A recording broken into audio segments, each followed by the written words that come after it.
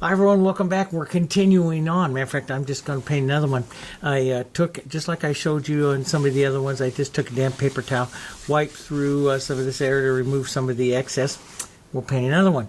This is another 8 by 10. We have some other things. I have some other ones done up there. We'll do other sizes and stuff and do other things. One of the things I mentioned in one of the early videos was the fact of doing the scrolls. Now, you know, years ago when I was trying to figure out how to be a selling artist and stuff and moving into the from decorative painting into the fine art market, I had my father-in-law who was very well attached to the art scene in Los Angeles, got me an appointment with a gallery down in Hollywood that sells, you know, big high-priced paintings.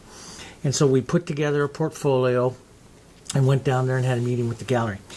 He said, yep, you know, landscapes, yep, flowers, yep, portraits, yep, yeah, that sort of thing. But then when he came to where I do this combination of roses and scrolls, the acanthus scrolls that come all the way from 600 BC Greece, he went absolutely nuts. He said, this is your hook into this industry. No one paints like this. This is totally different. And so it's something that I never really completely developed that. I mean, I started to get known in doing some other things and everything. But it is great. Combining one of the oldest painting structures, design philosophies in the world is the acanthus scroll. It comes from 600 BC. Greece. So, and it's been around forever and ever, and was built of a lot of the Renaissance, and the scrolls went through a lot of changes over the years. I just do it very, very casual. I'm going to do a casual one here. So 8 by 10, same colors: Hansa yellow, naphtha red light, phthalo blue, red, violet, black, and white. This is the Heritage 6-color set. You know, you can get it in, like I say, you can get it in tubes. You can get it in jars, you know, when you do a lot of stuff. But the Heritage 6-color set. I'm going to use my larger, I'm going to do this very casual and use my larger number 8 or a 10 flat brush here, and I'll use some water. I'm going to just set in and sometimes practice it with water. This is what's called a C stroke.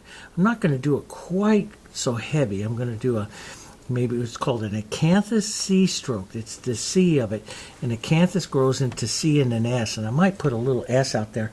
But then off of this I build roses, and makes a different structure. And it's kind of fun for those that love the combination of a decorative painting to a fine art. Let's do it. So I'm going to make a green here, and I'm going to take you know, I like the olive type greens, not quite so much black, Dave. And let's get olive green, and then we'll take it over a bit with some red here, right over this. It's beautiful color, kind of a fall, autumny kind of a green color. Now what you're going to do is, and what I do when I do this is I wind the brush, hold your brush back like this, and you spin it in your hands like this. And so you basically start it out like that and come right back down onto its chisel. And you use the brush straight up and down. Don't pull down like this. Use the brush straight up and down. You set it like this and you spin it, and you come right up and around like this and right down onto its chisel like that. Now, this is called granulation. Granulation happens when I don't have the paint real wet, and I don't want the paint real wet. I'm going to paint here very casual. I'm going to set a second acanthus leaf right on the inside here, just like that, and build that up just like that. It opens it up a bit. Sometimes I do what's called a backing stroke, up like this and down, but it just puts the line of movement in. Now off of this you can push in. I'm going to loosen this up so it's a bit more of a loose, and I'll sketch up, just sketch movement. I like movement to things that I paint, so I'm just going to sketch a little bit of movement coming up into that, and we'll leave that. Now this is what's called one tone. You have two tones where you would take this, darken it back. Maybe we'll do a slightly second tone here, maybe a little more red into this, and we would do a secondary tone onto this one here, just like that. Build that up. That's called a two-tone scroll. Keeping it very, very light, very wispy, very casual. I don't have it perfect out to the outside because I'm using the paint very dry. I'm not adding very much water to it. Okay. Now, let's take some of these colors, since I want to I want to create harmony into my design. I'm going to take some of this color, I'm going to add some extender and stuff into it, and I'm going to come right out here and say, okay, I'm going to put a rose there. Maybe a rose comes right off of this one here, and maybe a rose will come right off, rose or blossoms or something like that can come off right in these areas. These are, so the design moves up and around that way. We'll take some red violet, maybe a little bit of red, and push that center in. Very similar to what I do on flowers that I paint now casual. You can paint these more stroke, you can paint these more casual. I'm just going to turn this one down a bit so I get a different look to it. So the acanthus adds basically a movement, a line of movement into the design here. And it's quite pretty. We'll put some reds here. And so I used to be, and I painted acanthus like this for 30 years. Painted, traveled around the world teaching all about acanthus, even going over to some of the greatest, France, and teaching over in France a lot, some of the greatest acanthus, examples in the Louvre and stuff in France. But I used to travel around doing everything. So I'm going to take this, lighten this up, make this nice warm color, maybe a touch more towards the yellow here. We'll make some white roses here. I'm going to go heavy with the white here, not pure white. I'm about a value 8. And I'm just going to push it into that and let some of that transparency come out. I try all different kinds of things. Let's just kind of build a rose shape here. Sometimes I build them very much on stroke, which means I do a 3-petal stroke here. 1, 2, 3. Sometimes I build it more casual than that, so there's all kinds of ways. I'm going to take that off just a bit and make just some pretty roses here with some movement. Pulling in, stopping at the bowl, pushing in and out a bit, leaving some of those shadows. Let's push back towards this yellow color here and let this just start to shadow back.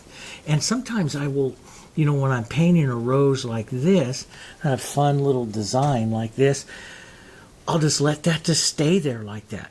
And because your power of your acanthus, your movement and stuff is enough. You have enough stuff going on.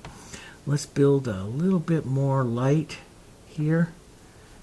Right in there. I just like to do quick things, take movements and stuff. That's really wet, so I'm going to let it dry up for just a minute. We'll come over and paint a smaller one over here. Maybe a smaller little rose bud type thing here. 1 or 2 little petals, not too much.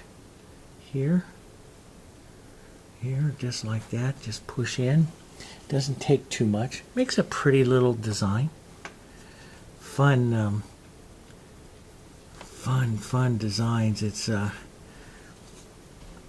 and I've sold some of my most expensive paintings that I've sold have been the combination of roses and acanthus.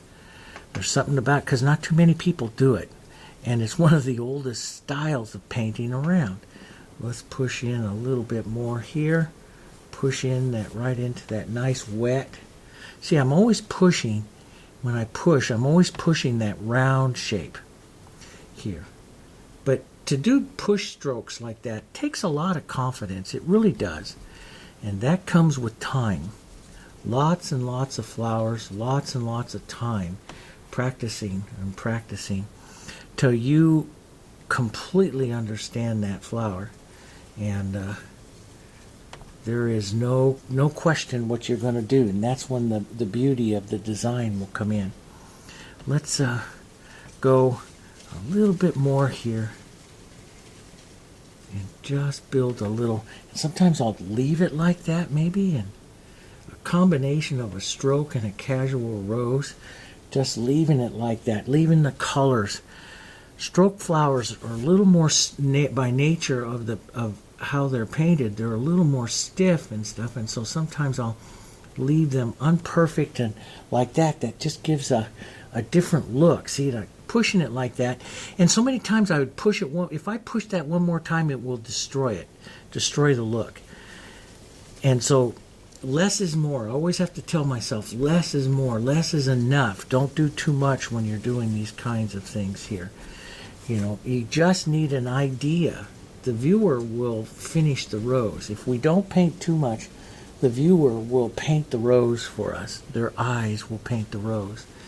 Let's put a little lighter, smaller little petal here, coming right off of that one.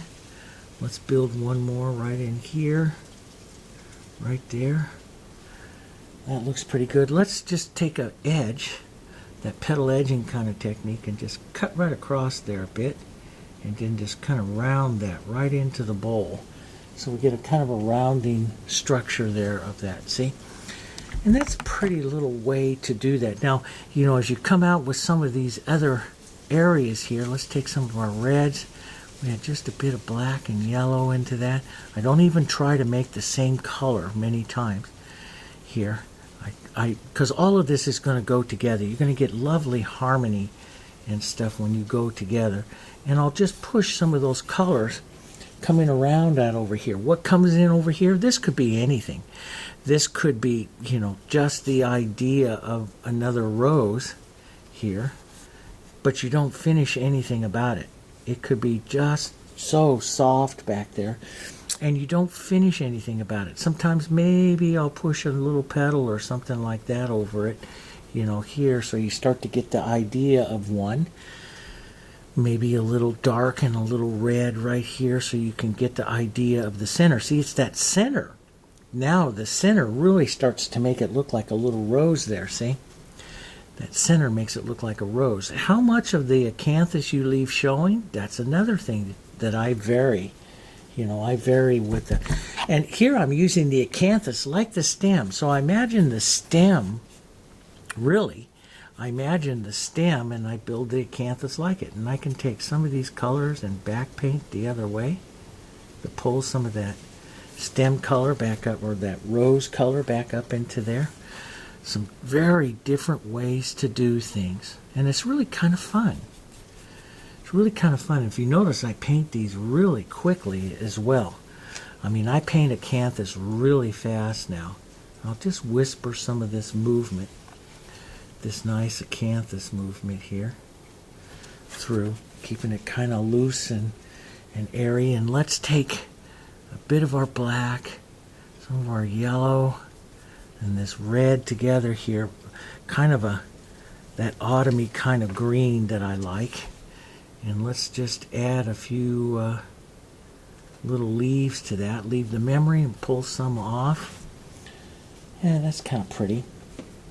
You can take some of this as a dark and, you know, push in a contrary casual stroke like that puts in some contrast, which is kind of nice. Let's just pull in like that just a bit. Gives you a completely different type of look.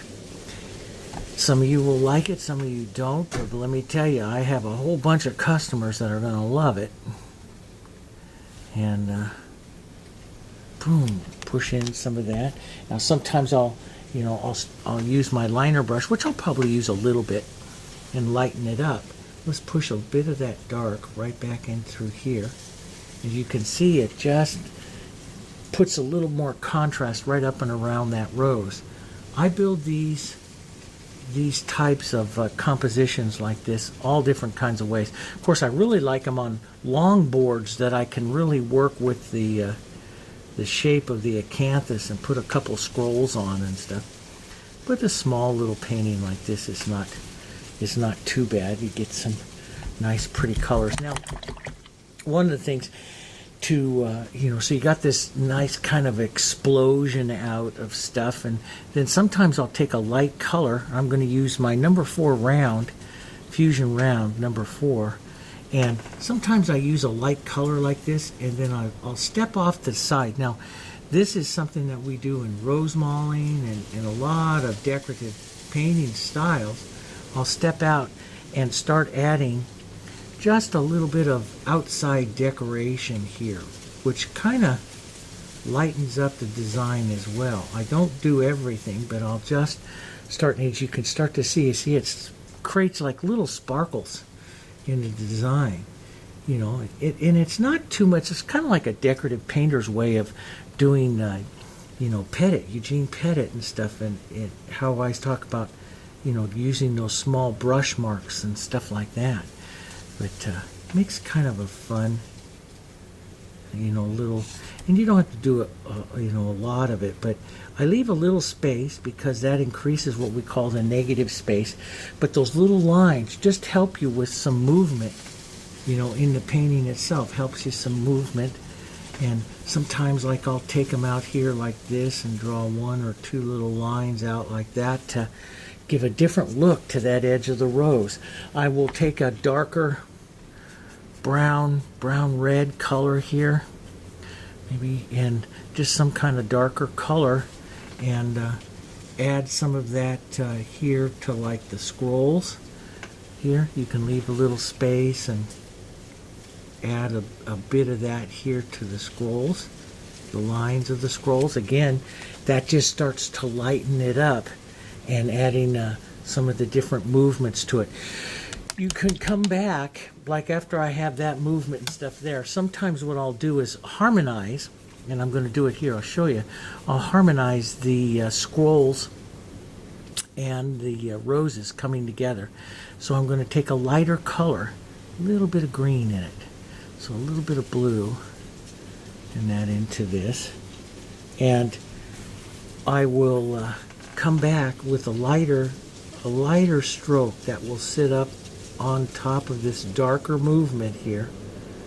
So, and what that does is, see, that puts that light, it puts the light of the rose into the composition. And sometimes I will take the light of the rose at the end here and add that. I found all different kinds of ways here to paint these to give all kinds of looks, and paint the acanthus up like that to give all kinds of nice looks, and that's what we try to do. So I'm gonna just drop this in here like this and pull that around here like that. Maybe a few little marks of that out throughout here, just color movements and stuff. I'm going to make this a bit bigger, a little bit more powerful right in here, I think. Too many small ones. Join them up again. Get too many small ones, it doesn't have the power. And see that line now, that power line just kind of moves up like that. Sometimes I take smaller brushes and do there's all kinds of decorative looks that you can do. Sometimes I do this. I'll draw a line through and then pull through like that. That creates a different line, a different edge, a different type of movement there on that scroll, just like that. See, and makes it kind of pretty. Puts a different type of movement in it, and they're really fun, and they go really fast. And you'll see. Like, you go over to our websites and stuff, you'll see all kinds of ways in which I do those. And then, of course, you have the Valdres scrolls. You have more, Rogalin type scrolls. But the scrolls go through the Renaissance, the Rococo, the Baroque, time periods, Louis XIV, Louis XVI. They go through these time periods and they change, and as an artist you can study those time periods and get all kinds of ideas how to paint acanthus scrolls. Just type in acanthus scrolls into Google search and see what you come up with, and they're beautiful. There's a lot of really, really pretty scrolls, and you can look at adding some of those to flowers, vary your flowers, stroke flowers, and create some all new different types of designs. They're a lot of fun, and they paint really quick. We did this one really quick, okay? And I sell my stroke, my scrolls, and my roses for just as much as I would sell a big formal bouquet of flowers. I mean, it's amazing, but they paint so much faster. All right, okay, I'll see you guys on the next one. Oh, don't forget to hit like, and don't forget to subscribe to the channel. And then, of course, visit us over on our social networks, over on MeWe and the Jansen Art Studio, okay? Go visit that Jansen Art Studio. Everything's over there, all right? Okay, I'll see you guys on the next one.